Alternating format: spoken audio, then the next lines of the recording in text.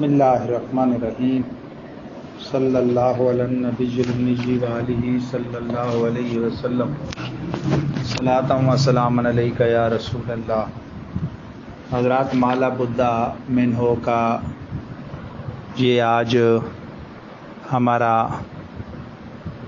दर्स number 9 है और आज हमारा जो उन्वान है माला बुद्धा मिन्हो में मसाइल के अंदर वो है उन चीज़ों का बयान जो वज़ू को तोड़ देती हैं। अल्लामा फरमाते हैं शिकनंदे वज़ू हर चीज़ अस कि अज पेश या पस पर आयत। वज़ू तोड़ने वाली हर चीज़ है वो कि जो आगे या पीछे से बाहर आए, यानी पेशाब गाहों से। उसमें बौलो बराज है, मनी है, मज़ी है, वदी है, खून है, ये सब चीज़ें शामिल हैं। व नजासत साइला के तमाम बदन बाहर आयत, और बहने वाली वो नजासत के तमाम बदन से बाहर आए, जहाँ से भी, यानी खून निकल आया, पीप निकल आया, गंदा पानी निकल आया, तो ये सारी चीज़ें नाक़िज़े वज़ू हैं। व रवाश शवत, और जारी हो जाए ब मकाने उस जगह तक कि शुश्तन या लाजिम शवत, जिसका धोना लाजिम हो। ये कहना कि पहले से ज़ख़म है जिस हिस्से पर अगरचे वज़ू में वो फ़रज़ में से ना भी हो, लेकिन चूँकि पूरे बदन का पाक रखना भी फ़र्ज़ है, तो गुस्ल तो पूरे बदन का होता है। तो वो बदन में ऐसी जगह था, फोड़ा, पिंसी या ज़ख़म कि जहाँ के धोने की रुख्सत थी, तो वहाँ तक तो खैर है, अगर निकला उसके अंदर रहा, लेकिन निकल के वहाँ पहुँचा जो धोना ज़रूरी था, तो अब ये नाक़िज़ वज़ू होगा। कह के बपुरी दहन ताम बाशद या आब या तलखा या खून बस्ता सिवाय बलगम, और उल्टी के जो मुंह भर करो। मुंह भर उल्टी की पहचान ये है जिसको बिला तकल्लुफ मुंह में रोका ना जा सके। तलखा की हो यानी पित्त की, वो जो कड़वा पानी आता है जिसका मरकज़ पित्ता है जिस्म में, रोज़ाना की बुनियाद पे जिगर पंप करता है उसको, और वो उसमें हल्का नीलगू रंग का हो जाता है। पहले सफ़रावी रंगत का होता है, वो सफ़रा जो जिगर पंप करता है, फिर वहाँ नीलगू हो जाता है, और वहाँ से कतरा कतरा मैदे पे टपकता है जो निज़ाम में काम देता है।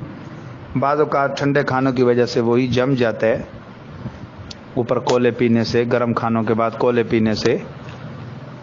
तो एलो और होमियो वाले कहते हैं, और आम तिब्बे यूनानी वाले, को उसके निकलने का रास्ता नहीं है, लिहाजा पित्ता निकाल दो। हम कहते हैं कि उससे निकालने की हाजत नहीं है, वो पथरी नहीं है मैदे मसाने और गुर्दे की पथरी की मानंद।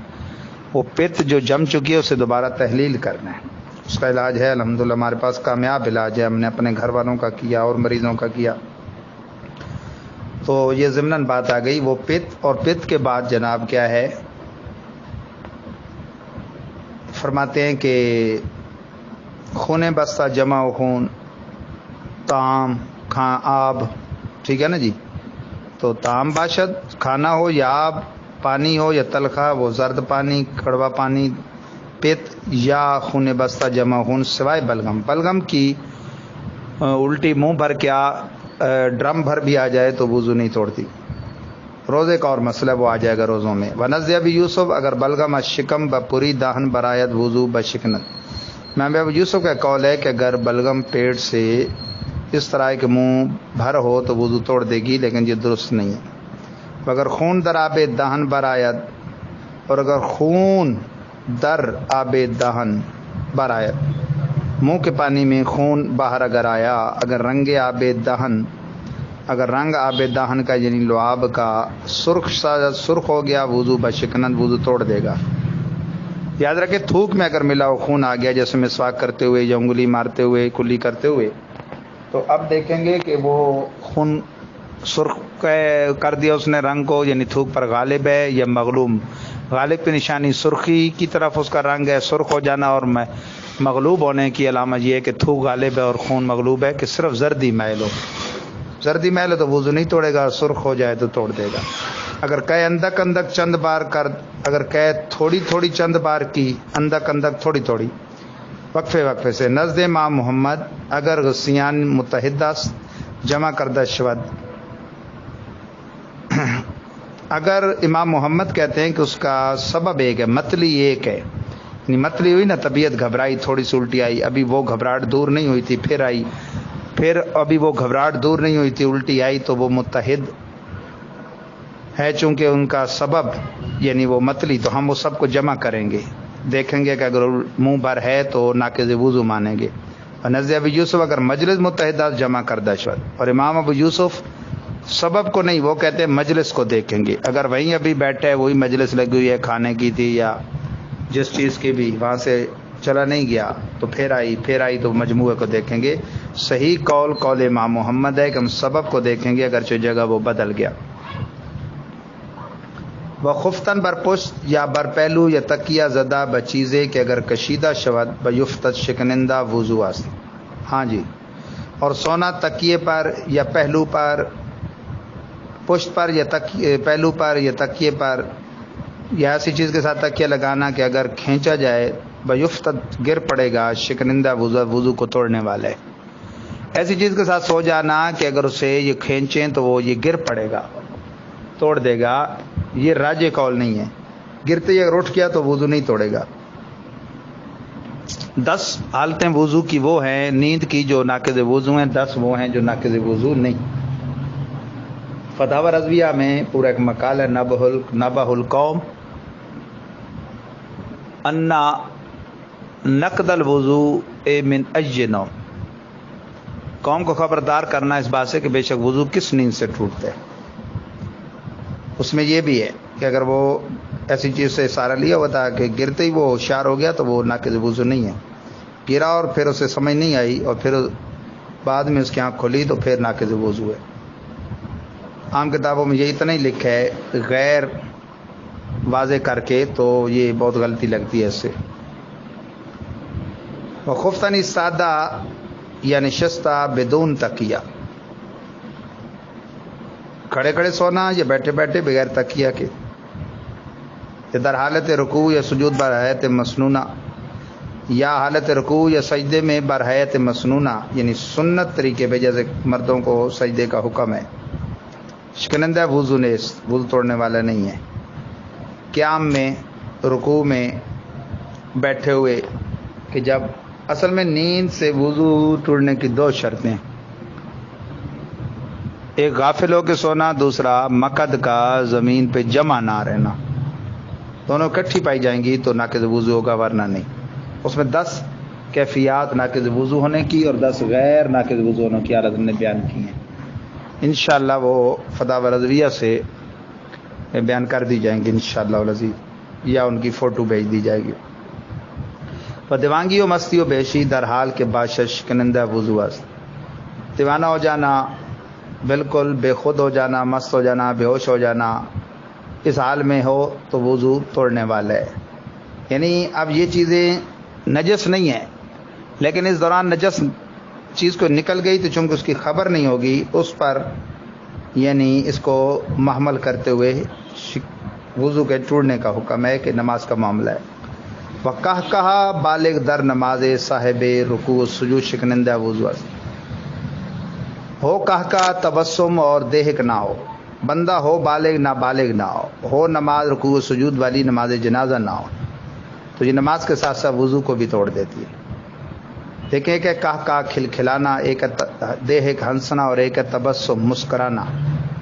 تبسم بے جا نماز میں ہو یا رکوع سجود والی میں یا دوسری میں اچھا نہیں ہے، لیکن نہ نماز توڑتا ہے نہ وضو.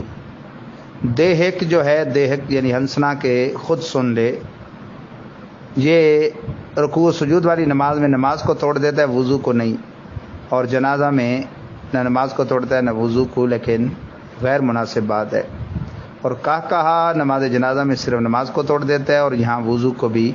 یہ خلاف قیاس مسئلہ ہے، یعنی کوئی نجس چیز نہیں ہے، لیکن یہ حدیث سے چونکہ ثابت ہے، یہاں قیاس کا دخل نہیں ہے. ایک صحابہ آ رہے تھے تو وہ نابینا ہونے کی وجہ سے کنویں میں گر گئے، تو حالت نماز بعض صحابہ سے کہا صادر ہو گیا. اور عام حالت میں یہ گناہ تو نہیں ہے لیکن خلاف سنت ہے.